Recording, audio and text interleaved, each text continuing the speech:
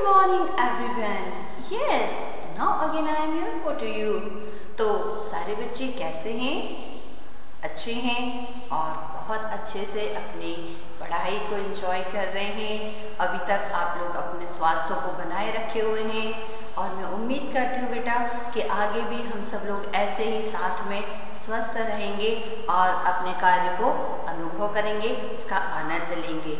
तो मेरे प्यारे बच्चों, आज पुनः हम अपनी हिंदी की ऑनलाइन क्लास में आप लोगों के साथ एक नया विषय, एक नया पाठ आरंभ करने वाले हैं।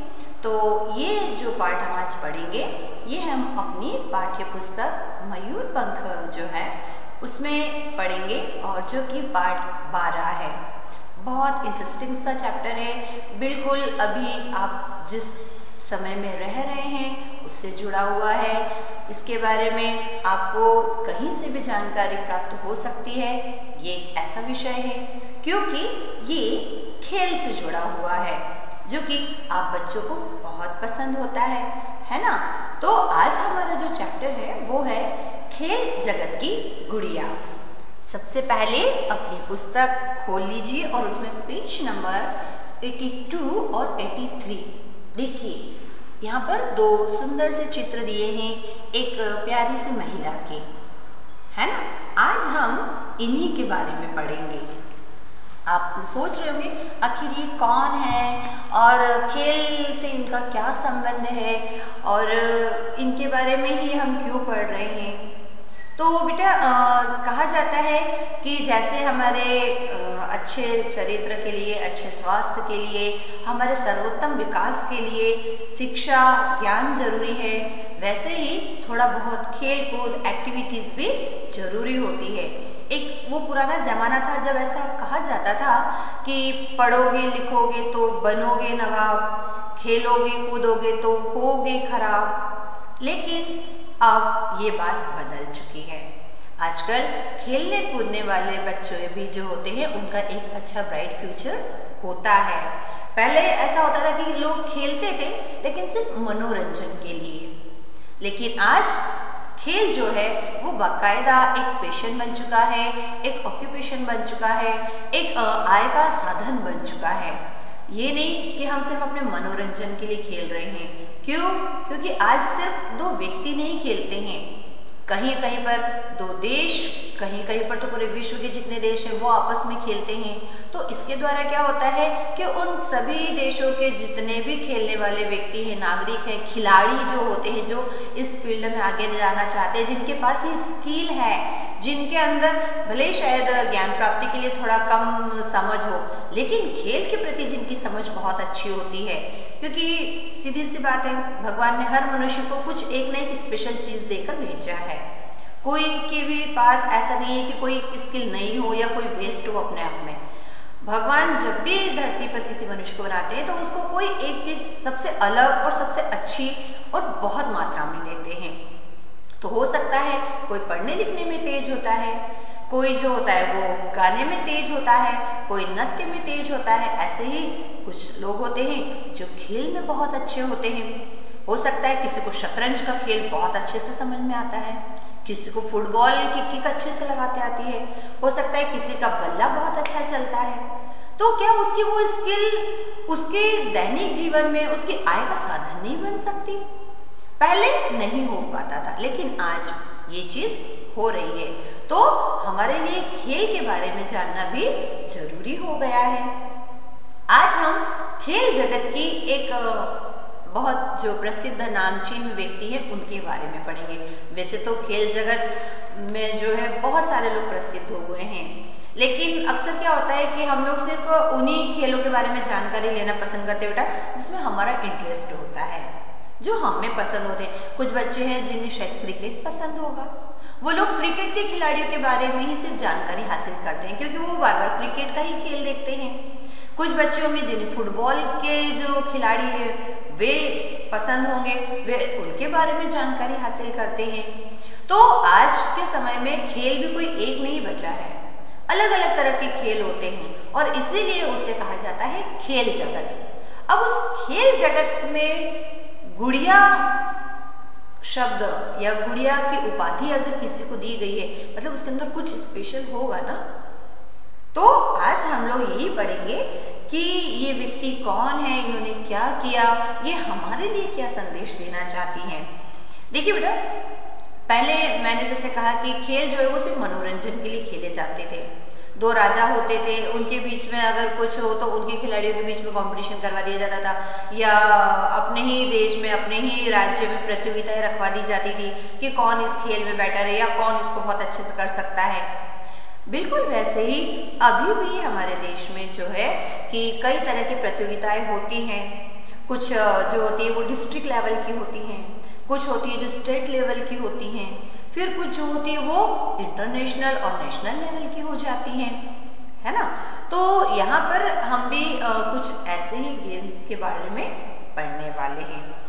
अब उससे पहले एक चीज़ बता दें, हम जो चैप्टर पढ़ रहे हैं उसमें हम अपनी भाषा का एक नया प्रकार पढ़ेंगे आज। कैसा? यहाँ पर ना तो किसी को कहानी के रूप में दिया गया है बेटा, ना ही उसके बारे में कोई कविता दी गई है, और ऐसा भी नहीं है कि पूरा बस एक निबंध लिख के दे दिया गया हो कि उसके बारे में 4-6 लाइनें लिख दी गई हो और बस नहीं।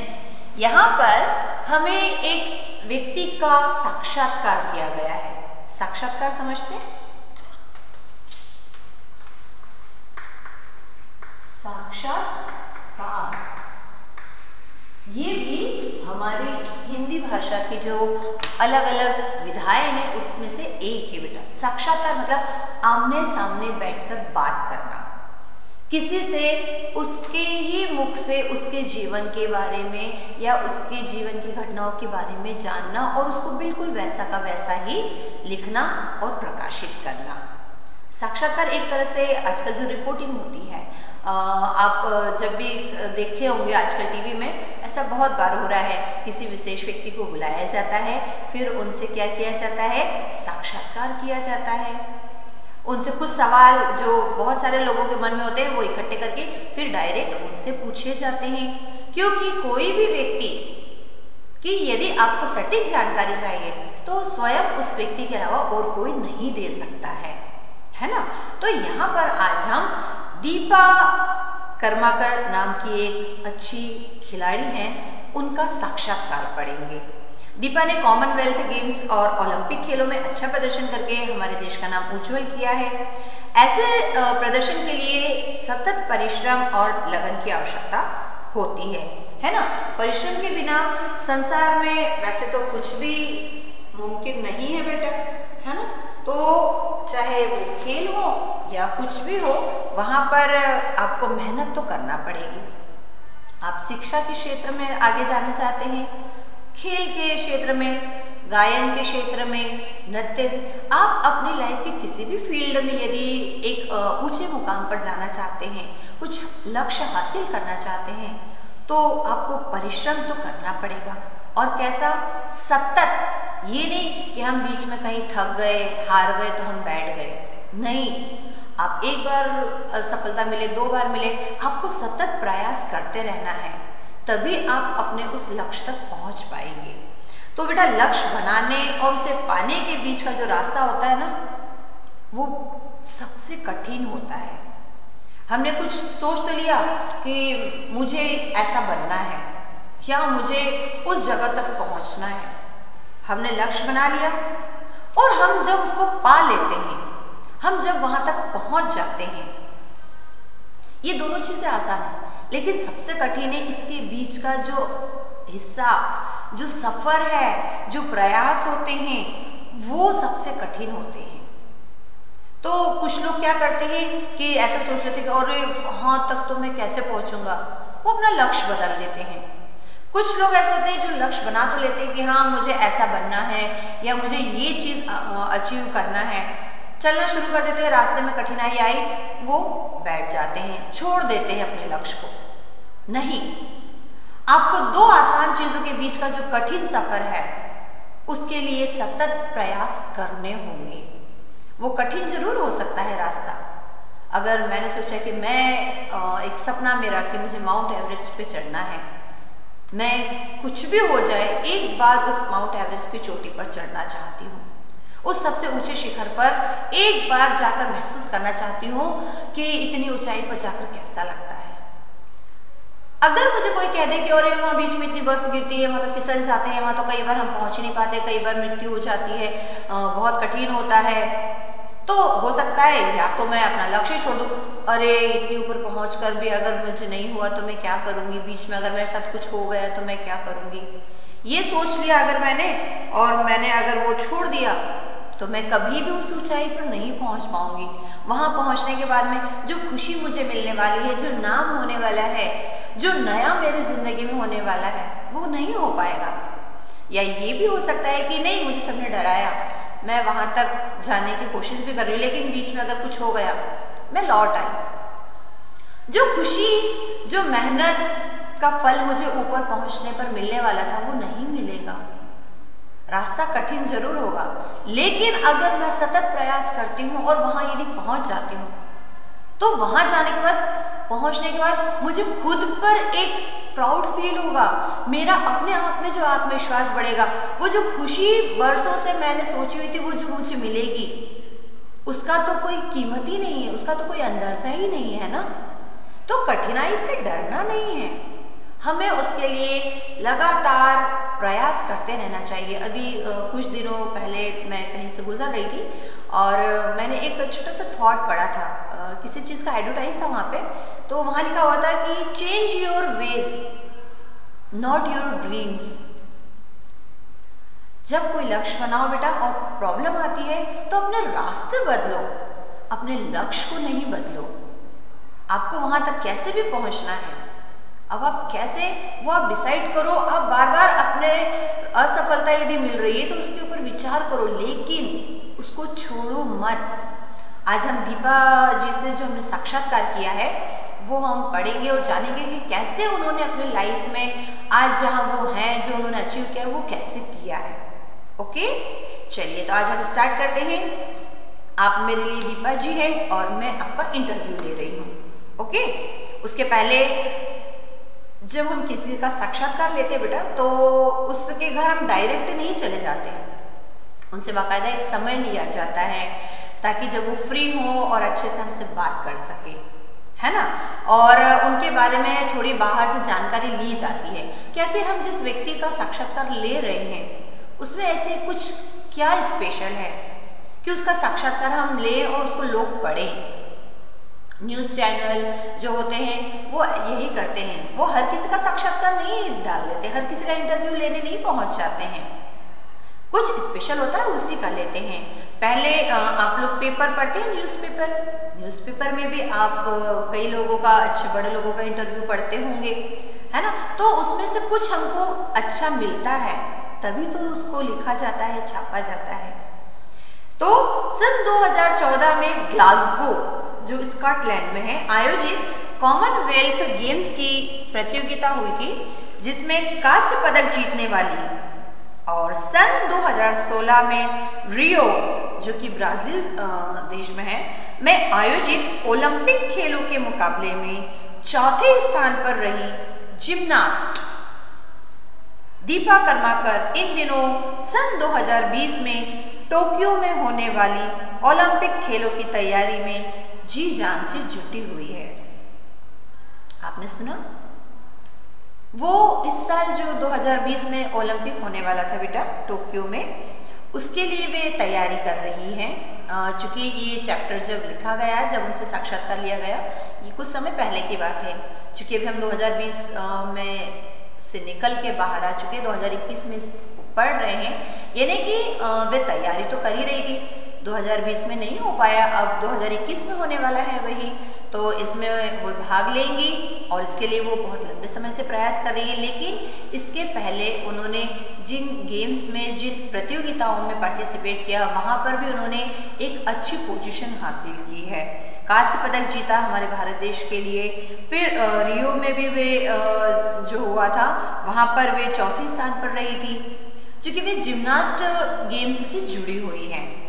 अब जिम्नास्ट गेम क्या होता है, उसके लिए आपको थोड़ा सा अपने जो टीवी है उसको यूज़ करना होगा, क्योंकि हमारे देश में नहीं, पूरे देशों में भी कई खेल होते हैं बेटा। हम लोग क्रिकेट और फुटबॉल, हॉकी, वॉलीबॉल, इससे आगे कहीं जाते ही नहीं हैं। आप में से कितने बच्चे जिनको अभी तक ये नहीं पता है कि कितने तरह के खेल होते हैं। अलग अलग खेलों में अलग अलग व्यक्तियों ने अपना नाम कमाया है, तो आप उनकी जानकारी लीजिए। आप जब मोबाइल चलाते हैं तो उसमें इधर उधर की फालतू चीजें देखने के बजाय थोड़ा सा खेलों के बारे में जान लिया कीजिए कि कौन व्यक्ति कहाँ पर बहुत अच्छी जगह पहुंचा हुआ है, उसने क्या मेहनत की है, किस खेल को किस तरह खेला जाता है। हो सकता है उनके बारे में जानने के बाद, एक आध बार उनको खेलने के बाद आपका मन बदल जाए, आपके खेलों की पसंद बदल जाए। हर खेल अपने आप में यूनिक होता है, उसका ढंग अलग होता है, उसके नियम अलग होते हैं, है ना। तो आपकी पसंद, आपकी बॉडी स्ट्रक्चर, आपकी स्टेमिना, आपके हिसाब से आप अपना खेल चूज कर सकते हैं। तो थोड़ा गली मोहल्ले के खेल से बाहर निकलकर थोड़ा एक जो लेवल वाले खेल होते हैं उनके बारे में जानिए, ठीक है। अब देखिए, दीपा के खेल और निजी जिंदगी से जुड़े विभिन्न पहलुओं पर उनसे हाल ही में एक प्रमुख समाचार पत्र की महिला पत्रकार ने बातचीत की थी। पत्रकार मतलब जो इंटरव्यू लेती हैं या लेते हैं। अब यहाँ पर उनके बीच में जो बातचीत हुई थी बेटा, उसका कुछ अंश प्रस्तुत किया गया है। तो इसके जो कठिन शब्द हैं वे हम इसके साथ साथ लिखते जाएंगे बेटा, है ना। आपको भी यदि इस पार्ट में कुछ शब्द ऐसे कठिन लगते हैं तो आप लोग भी लिख सकते हैं अपनी तरफ से, ठीक है। जैसे हमने इसमें अभी एक कठिन शब्द पढ़ा, ब्राजील, ग्लासगो, वैसे तो ये देशों के जगहों के नाम हैं। जिम्नास्ट, पहलुओं, समाचार पत्र, महिला पत्रकार, है ना। पत्रकार जो होते हैं वे या तो समाचार पत्र के लिए कार्य करते हैं अथवा किसी चैनल या टीवी पे जो प्रोग्राम्स आते हैं या जो न्यूज़ चैनल होते हैं उनके लिए कार्य करते हैं। और पिछले दिनों जिस तरह के हालात रहे हैं, जिस तरह से आप लोग घर में रहे हैं, अब आप अच्छी तरह से समझ गए होंगे कि पत्रकार क्यों इम्पोर्टेंट होते हैं। पत्रकार जो होता है बेटा, वो सीधे सीधे हम तक वो पहुंचाता है जहां तक हम नहीं पहुंच पाते हैं। उनका कार्य होता है बातों को सच्चाई के साथ में प्रस्तुत करना। तो उनके पास अलग अलग तरह के कार्य होते हैं। कहीं पर यदि कोई घटना हुई है तो वहाँ जाकर वहाँ की कवरेज करना, किसी व्यक्ति ने कुछ अच्छा कार्य किया है तो उसके द्वारा ही उसको प्रस्तुत करना।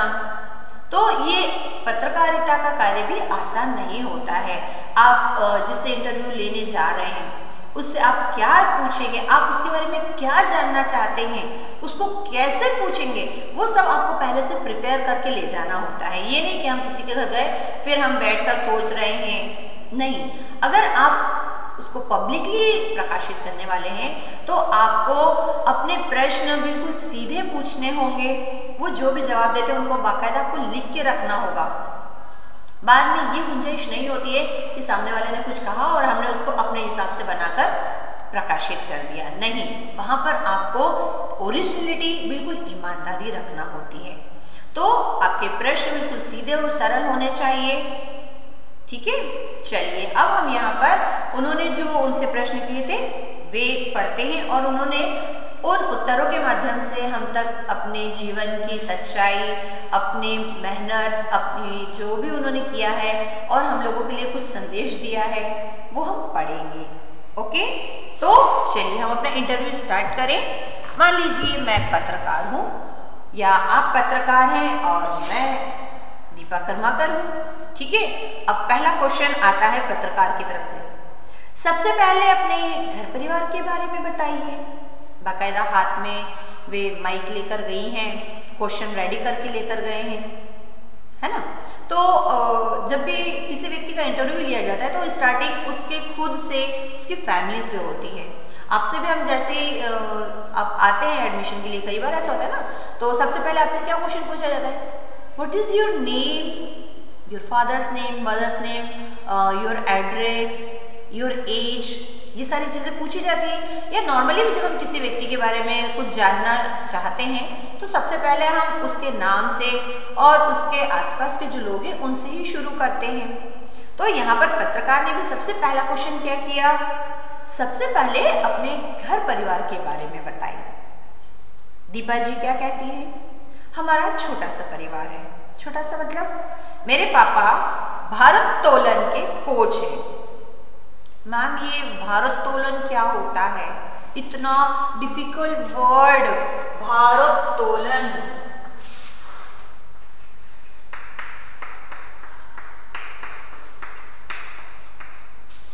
भारोत्तोलन मतलब वो भी एक खेल है बेटा, वजन उठाने से संबंधित जो खेल होता है, वेट लिफ्टिंग, जिसे आप लोग इंग्लिश में समझते हैं, है ना। तो उनके जो पिताजी हैं वे इस खेल से जुड़े हुए हैं, वे इसके कोच रहे हैं और जो माँ है वो घर का काम संभालती हैं। हम 2 बहनें हैं, मतलब दीपा और एक उनकी और सिस्टर है। बड़ी बहन पूजा कर्माकर की शादी हो गई है। ओके, अभी मैं त्रिपुरा विश्वविद्यालय से राजनीति विज्ञान में एमए कर रही हूँ। बहुत वेरी शॉर्ट में उन्होंने अपने बारे में बताया कि हमारी फैमिली बहुत छोटी है, मम्मी पापा हैं, हम 2 बहनें हैं। पापा जो हैं वो वेट लिफ्टिंग वाला जो खेल है उसमें कोच का कार्य करते हैं। मम्मा जो है वो एज अ हाउस वाइफ घर संभालती हैं। मेरी जो सिस्टर हैं, है ना, पूजा कर्माकर जी, उनकी शादी हो चुकी है, मतलब वो मुझसे बड़ी हैं। और मैं जो हूँ अभी त्रिपुरा विश्वविद्यालय से राजनीति विज्ञान का जो विषय है उसमें एमए की पढ़ाई कर रही हूँ। ठीक है, मतलब कि स्नातक लेवल की जो डिग्री होती है उसके लिए वे स्टडी कर रही हैं। अब आप कहेंगे मैम वो तो जिम्नास्ट है ना, वो तो खेलती है, तो फिर उनको पढ़ने की जरूरत क्या है? ये क्वेश्चन अभी आगे आएगा। पढ़ाई शिक्षा अपने स्थान पर है, खेल अपने स्थान पर है बेटा। आपके खेल में कितनी रुचि, आपको कितना ही अच्छा खेलना आता हो, लेकिन बेसिक जो ज्ञान है वो तो आपको होना ही चाहिए। सिर्फ खेल के द्वारा तो जिंदगी नहीं चलती है ना। तो उनका अलग अलग जगहों पर भी इंटरेस्ट है, तो वे पढ़ाई भी साथ में कर रही हैं। अब पत्रकार ने सेकंड क्वेश्चन किया, जिम्नास्टिक के क्षेत्र में रुचि कैसे पैदा हुई? नॉर्मल सी बात है, इतने सारे खेल थे मैम, तो आपको यही वाला जो क्षेत्र है जिम्नास्टिक वाला खेल का, उसमें कैसे इंटरेस्ट आया? बात भी तो सही है, और भी कोई दूसरे गेम्स थे वो आपने क्यों नहीं चूज किए? रनिंग वाला आप चूज कर सकती थी, फुटबॉल चूज कर सकती थी, हॉकी चूज कर सकती थी, फिर आपने जिम्नास्ट वाला ही खेल क्यों चूज किया? ओके, तो दीपा जी ने क्या जवाब दिया? इस खेल के लिए पापा ने प्रोत्साहित किया था। उनके जो फादर हैं उन्होंने उनको उसके लिए क्या किया, प्रोत्साहित किया, कि मोटिवेट किया, आप एक बार इसको करके देखो, बहुत अच्छा है ये, इसमें फ्यूचर भी बहुत अच्छा है। उस समय मैं बहुत छोटी थी, फिर भी छोटी मतलब समझ रहे, बहुत छोटी थी, फिर भी रोज 3:30 बजे अभ्यास के लिए जाया करती थी। जिस समय अभी आप अपने बिस्तरों में घुसे हुए हैं, उस सुबह के सुंदर समय में वे अपने पापा के साथ जाती थी प्रैक्टिस के लिए। 2007 में जलपाईगुड़ी में छोटे बच्चों के लिए एक प्रतियोगिता आयोजित हुई। उसमें मैंने स्वर्ण पदक जीता था। यानी कि वो अपने इस खेल को कब से कर रही हैं और उसके लिए कब से प्रैक्टिस उन्होंने शुरू कर दी। जब वे छोटे बच्चों की कॉन्टेस्ट में कंपटीशन में गई और वहाँ उन्होंने स्वर्ण पदक गोल्ड हासिल किया। फिर धीरे धीरे इस खेल में मेरी रुचि बढ़ने लगी। शुरू में कोई चीज़ हमें अजीब लगती है, फिर कठिन लगती है, लेकिन जब हम प्रैक्टिस करते हैं, जब हम उसमें परफेक्ट होने लगते हैं, और उस बीच में यदि उस खेल की वजह से या उस चीज़ की वजह से अगर हमें उपलब्धि मिलने लग जाए, गोल्ड मेडल जैसी चीज़ मिलने लग जाए, तो हमारा कॉन्फिडेंस बढ़ जाता है, हमारा इंटरेस्ट उसमें बढ़ जाता है, हमारा होप बढ़ जाता है। अगर मैं अभी ऐसा कर सकती हूँ तो मैं आगे तो और भी अच्छा कर सकती हूँ। अपने आप में कॉन्फिडेंस आता है ना, आत्मविश्वास बढ़ जाता है। वो खेल फिर या वो जो भी कार्य है वो फिर हमें कठिन नहीं लगता। धीरे धीरे हमारा पैशन बन जाता है ना, हमारी लगन लग जाती है उसमें। फिर हम कई बार तो सब चीज भूलकर बस उसी में डूब जाते हैं। होता है ऐसा अक्सर आप लोगों के साथ? होता है, बस आप लोग उसको महसूस नहीं करते हैं।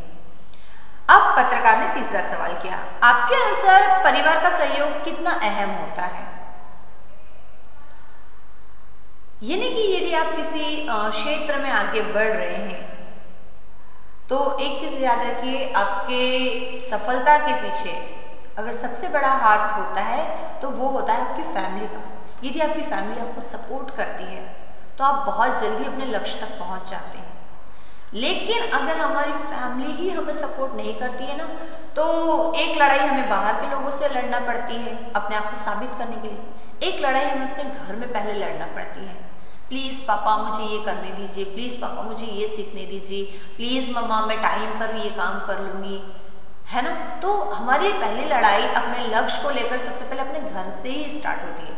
अगर आपकी फैमिली मेम्बर्स आपकी बात को अच्छे से समझते हैं, आपको सपोर्ट करते हैं, तो ही तो आगे का रास्ता आसान होगा ना। तो यहाँ पर उन्होंने यही पूछा कि आप आज जहाँ हैं तो उस सफलता में आपके अकॉर्डिंग आपकी फैमिली कितनी इम्पोर्टेंट रोल प्ले करती है।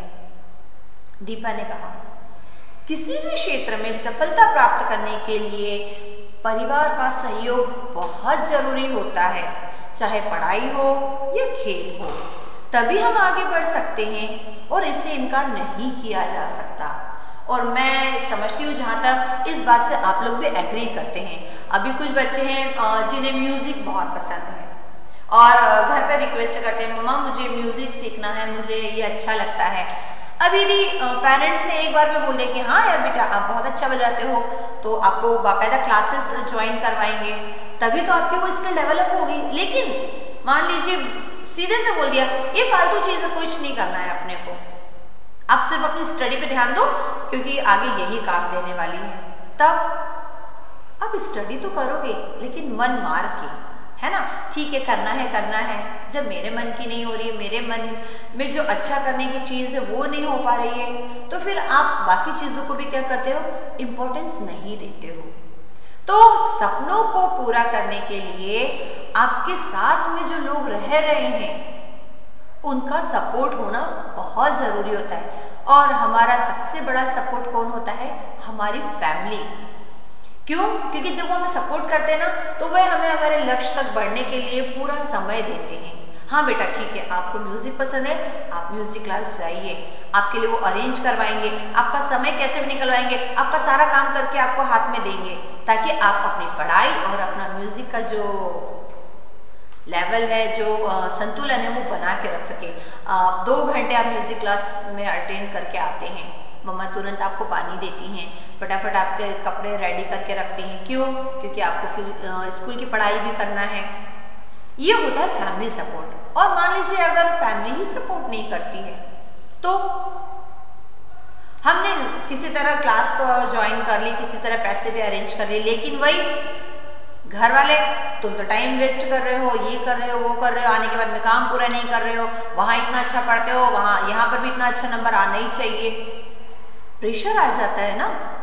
तो फैमिली का सपोर्ट होना बहुत इम्पोर्टेंट होता है। उन्होंने यही बोला कि हमारी सफलता में हमारे परिवार का सहयोग बहुत जरूरी होता है। ओके, फिर उन्होंने कहा कि ये तो सही बात है। एक और अगला क्वेश्चन किया पत्रकार ने, देखिए आप सफलता और असफलता को कैसे लेती है? ये कौन सी बात है, सफलता और असफलता को कैसे लेती है? मतलब कोई टेस्ट करने की चीज़ है क्या? नहीं। कैसे लेती है मतलब यदि आपको सफलता मिलती है तो आप कैसा फील करती हैं, कैसा रिएक्ट करते हैं, या यदि आपको असफलता मिली तब आपने क्या किया, है ना। दीपा जी का इस मामले में बहुत अच्छा कहना है। मेरा विश्वास है कि जब हम मेहनत करेंगे तो ज़रूर आगे बढ़ेंगे, इससे हमें कोई रोक नहीं सकता। ये ही इस दुनिया का सबसे बड़ा सच है। दीपा जी ने उसको माना, उसको फॉलो किया कि अगर हम मेहनत कर रहे हैं तो आप लिख कर रख लीजिए बेटा, आपको आगे बढ़ने से कोई नहीं रोक सकता, कोई समय नहीं, कोई किस्मत नहीं, कुछ नहीं। मेहनत के आगे सब चीजें बेकार है, सब गलत है, सब वेस्ट है।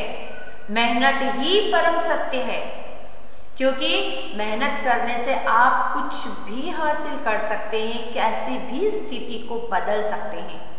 ऐसा कहते हैं ना कि जो गंगा जी हैं, है ना, गंगा नदी जिसके बारे में आप लोग जानते होंगे, ये पहले धरती पे नहीं थी, ये स्वर्ग में थी। फिर एक राजा हुए थे भगीरथ जी, तो उन्हें कुछ ऐसी प्रॉब्लम आई कि उन्हें अपने पूर्वजों की शांति के लिए, उनकी मुक्ति के लिए ऐसा बताया गया कि अगर आप स्वर्ग से गंगा को जमीन पर ला सकते हैं, धरती पर, तो उसके जल से ही आपके पूर्वजों को मुक्ति मिल सकती है। और वहां से यहाँ तक उन्हें लाना आसान नहीं था। उन्होंने कंटिन्यू लगातार कई सालों तक तपस्या की और अंत में अपनी तपस्या से उन्हें प्रसन्न किया और उन्हें मनाया कि वे धरती पर आए। तो अगर प्रयास करना है तो भगीरथ जैसा कीजिए, फिर देखिए आपके सपने रूपी गंगा को धरती पर आपके जीवन में आने से कोई नहीं रोक सकता। लोग शुरू में हंसेंगे, क्या बस यही काम किए जा रहे हो, हंसने दो, कोई दिक्कत नहीं है। जब हम वहां पहुंच जाएंगे उन सबके मुंह बंद हो जाएंगे। कई बार लोग कहते हैं, अरे ये अपनी किस्मत में नहीं है, छोड़ दो। क्यों नहीं है?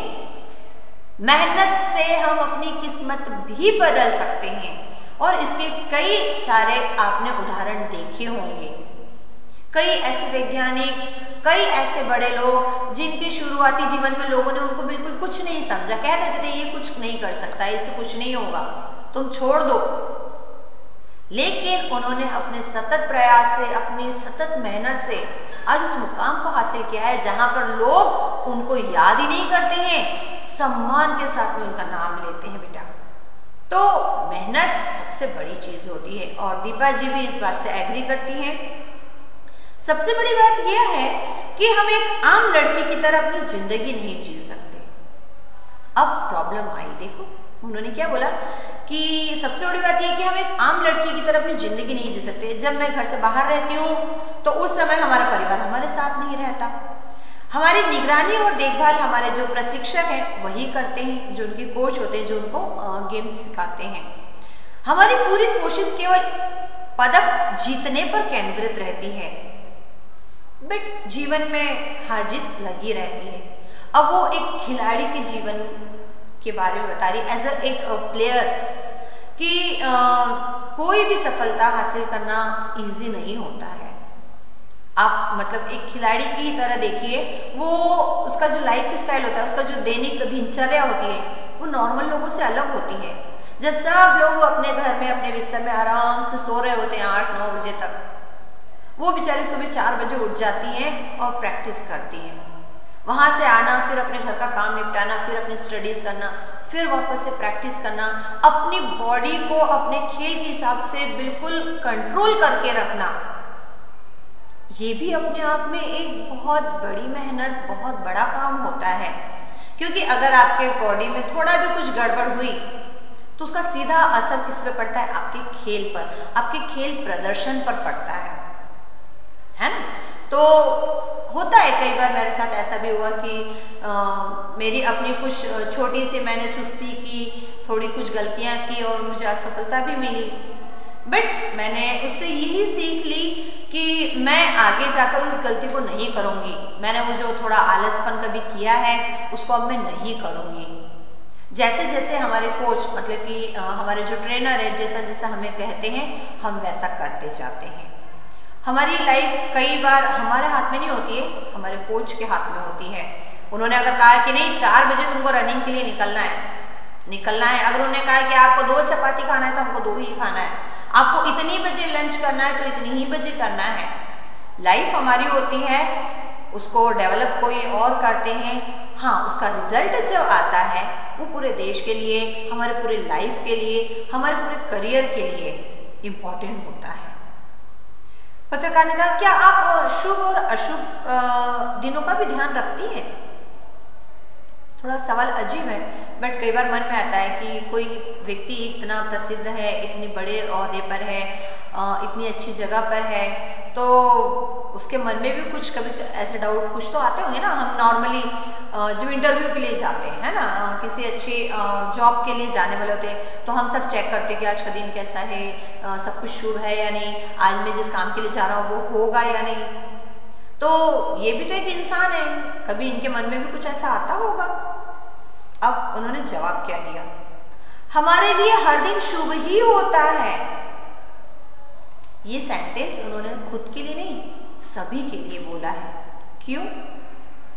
क्योंकि काम तो काम है ना। ऐसा तो नहीं है कि कल आपने कम किया था, आज आप ज्यादा कर रहे हैं। आज का दिन अच्छा है तो आप कम काम करोगे तो भी आपका रिजल्ट अच्छा आ जाएगा, या आपने कल बहुत मेहनत से काम किया लेकिन उसका रिजल्ट अच्छा नहीं आया तो वो अशुभ हो गया। हमारी लाइफ का हर दिन शुभ ही होता है, क्योंकि आप काम कर रहे हैं और काम तो काम होता है ना। देखिए एक शब्द इसमें आया था, केंद्रित बेटा।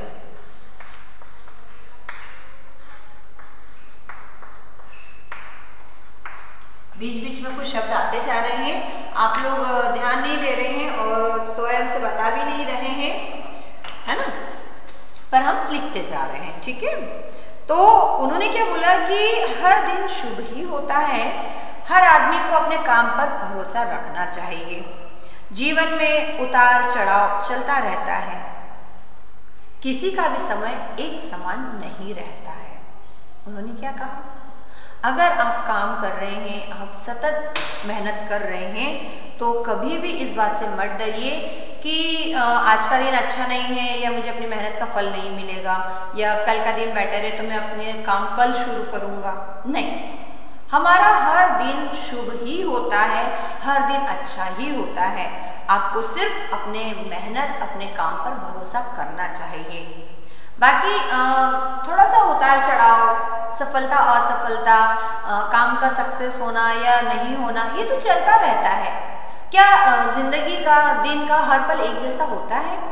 आप कभी खुश होते हैं, कभी दुखी होते हैं, कभी कोई चीज़ आपको अच्छी लगती है, कभी वही चीज़ नहीं अच्छी लगती है।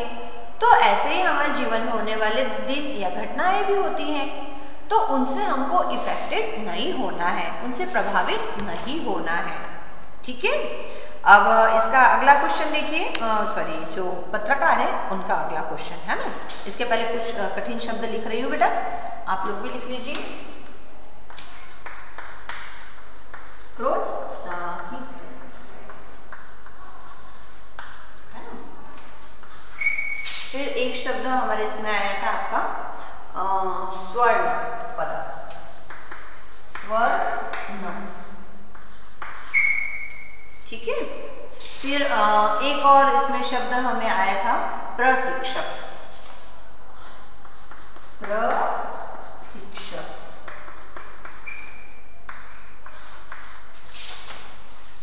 फिर हमने इसको आगे पढ़ा था तो एक और शब्द हमारे इसमें बीच में आया है विश्वविद्यालय, विश्वविद्यालय,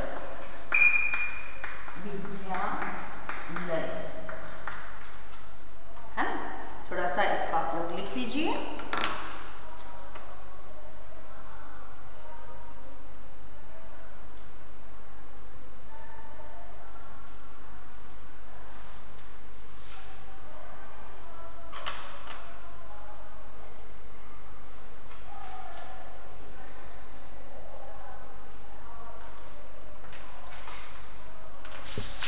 फिर अगला प्रश्न पत्रकार ने किया कि आपकी दिनचर्या क्या रहती है।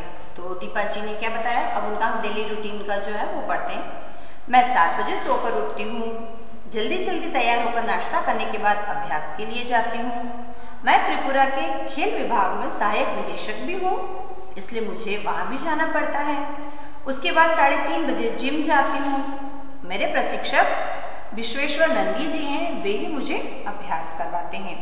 रात में घर लौटने के बाद फिर पढ़ाई करती हूँ और ये मेरी दिनचर्या है। वे पढ़ती भी हैं, पढ़ाती भी हैं, प्रैक्टिस भी करती हैं। पूरा दिन उनका आपने सुना कितना बिजी होता है। तो पत्रकार ने कहा आपकी प्राथमिकता क्या है, मतलब आप पढ़ती भी हैं, खेलती भी, तो आपको पढ़ाई या खेल, क्या आपकी प्रायोरिटी है? दीपा ने क्या, ये सच है कि मैं दोनों में 100% नहीं दे सकती। आप जब दो काम करते तो पूरा 100% तो नहीं दे सकते। डिग्री को भी महत्व देती हूँ, तभी तो पढ़ाई कर रही हूँ। मेरी नज़र में शिक्षा भी इम्पोर्टेंट है, क्योंकि पढ़ाई बहुत ज़रूरी है, लेकिन मैं अपना अधिक से अधिक समय खेल पर देती हूँ। लेकिन मेरे लिए मेरा खेल भी ज़रूरी है, तो मैं दोनों को क्या करती हूँ, इक्वल करके चलती हूँ।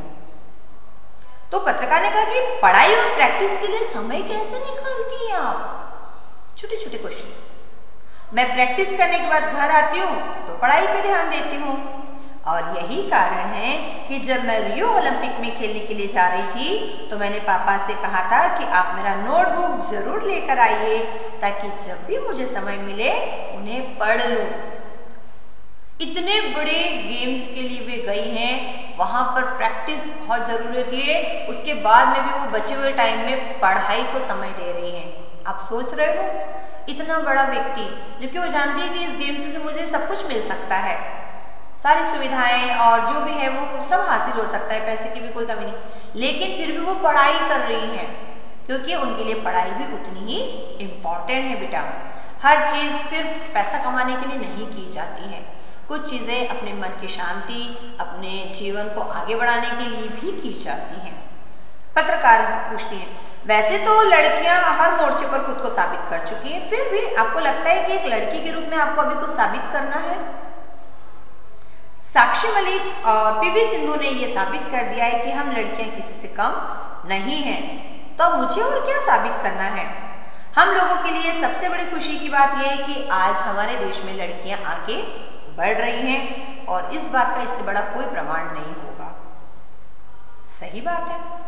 तो लास्ट में पत्रकार क्या पूछती है, अच्छा बुलंदी तक पहुंचने के लिए आप क्या कर रही हैं? हमारे लिए प्रशिक्षक का मार्गदर्शन ही सब कुछ होता है, और मैं भी उन्हीं के अनुसार चल रही हूँ।